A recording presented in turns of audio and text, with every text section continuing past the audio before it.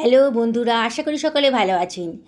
আজকে নতুন ধরনের একটা রেসিপি নিয়ে এসে হাজির হয়েছি। ব্লেন্ডারের ভেতরে একটা ডিম আর কিছু পাকা আমের পাত দিয়ে দেখুন, একেবারে নতুন স্বাদের একটা রেসিপি তৈরি হয়ে যাবে। রেসিপিটা ভীষণই টেস্টি, আর অনেকের কাছেই হয়তো রেসিপিটা একেবারেই অজানা। আমি একটা গ্রাইন্ডারের ভেতর একটা ডিম ফাটিয়ে নিচ্ছি। বন্ধুরা, আপনারা শেষ পর্যন্ত ভিডিওটা দেখুন, আশা করি আপনাদের খুবই পছন্দ হবে। ডিমটা ফাটানো হয়ে গেছে। আমি একখানা পাকা আম নিয়ে নিয়েছি। আমটা আগে থেকে ধুয়ে পরিষ্কার করে নিয়েছি। আমটা আমি এবার ব্লেন্ডারের ভেতর দিয়ে দেব। তবে আমি আমের খোসাটা ছাড়িয়ে নেব, সেই জন্যে আমের বোটার অংশটা আমি কেটে বাদ দিয়ে দিলাম। দিয়ে আমের সাইড থেকে আমের সাইডগুলো কেটে নিচ্ছি ছুরি দিয়ে। দেখুন, আম শুধু পাল্পটাই নেব, আমের ভেতরে যে পাল্পটা আছে সেটাই নেব। এই জন্যে চামচ দিয়ে পাল্পটাকে আমি বার করে নিচ্ছি। আপনারা যে কোনো প্রকারে আমের পাল্পটা বার করে নিতে পারেন, তবে আমার মনে হয় এই পদ্ধতিটাই সবথেকে সোজা। আমি একটা বাটির ভেতর আমের পাল্পটা বার করে নিচ্ছি।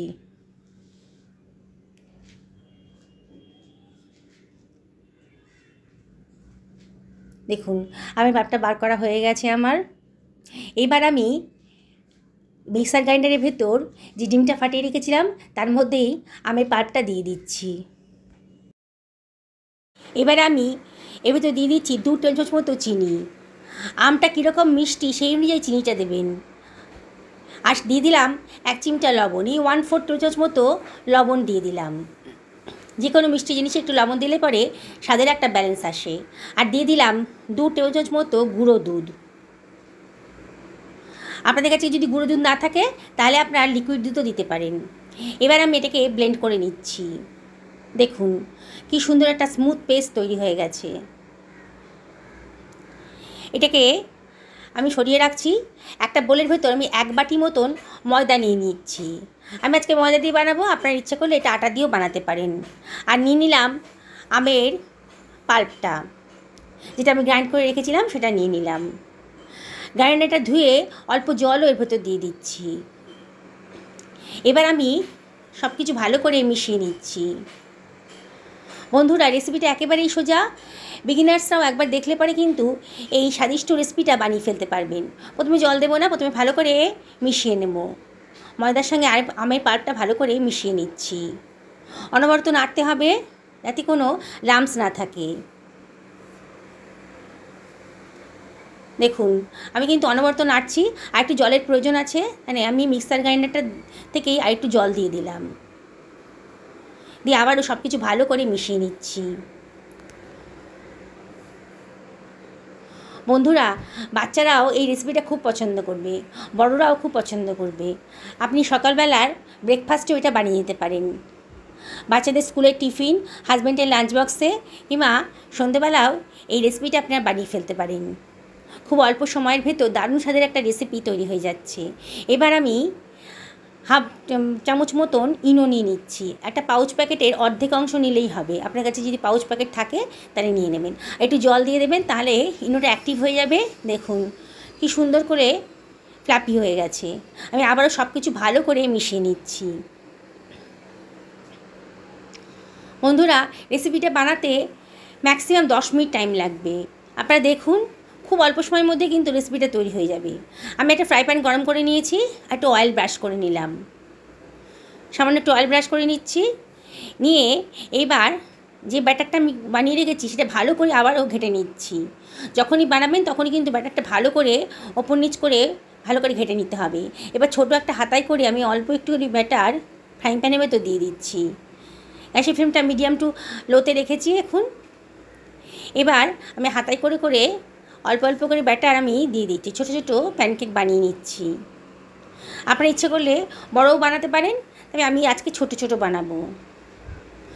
ছোটো ছোটো প্যানকেক দেখলে বাচ্চারা খুব খুশি হয়। দেখুন, আমার যে ফ্রাই প্যান তাতে আমার 4টে প্যানকেক কিন্তু অনায়াসেই হয়ে যাচ্ছে। আমি ঢাকা দিয়ে রাখলাম 1 মিনিটের মতন। দেখুন ওপরটা কত জালিদার মতন হয়েছে, কত ফ্লাপি হয়েছে আর কতটা জালিদার মতো হয়েছে। এবার আমি এটাকে উল্টে দিচ্ছি। গ্যাসের ফ্লেমটা কিন্তু আমি মিডিয়াম টু হাইতে রেখেছিলাম। এবার উল্টে দিলাম, এগুলোকে আবার ওলট পালট করে দেব। ওপর নিচ খুব ভালো করে ভাজা হয়ে গেছে।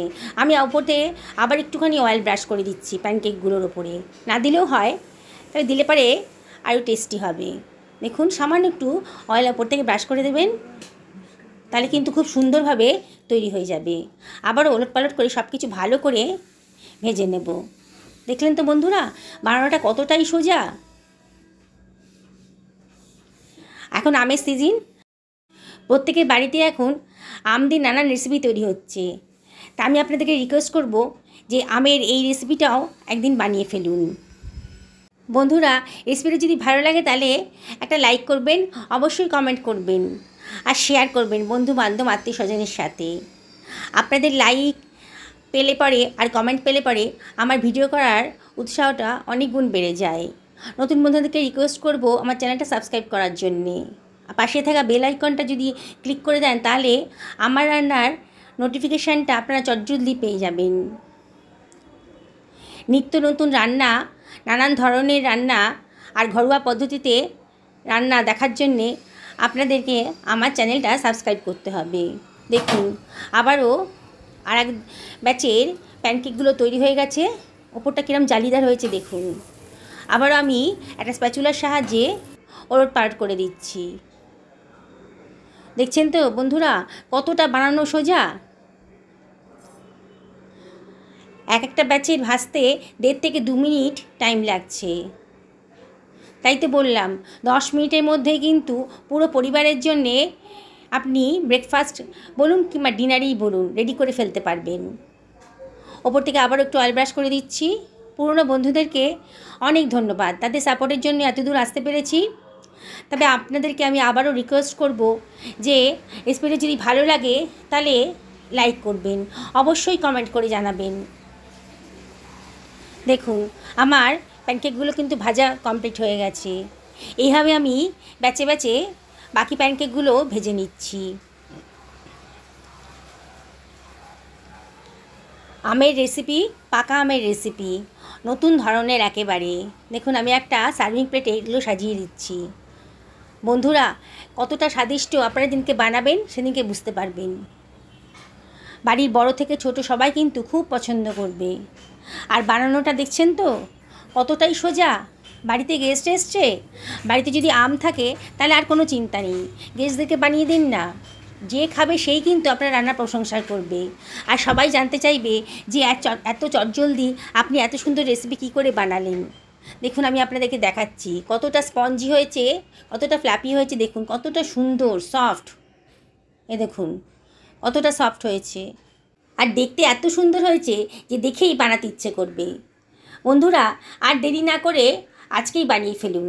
সকলে ভালো থাকুন এই কামনা করেই আজকে ভিডিওটা শেষ করলাম। আবার দেখা হবে। নমস্কার।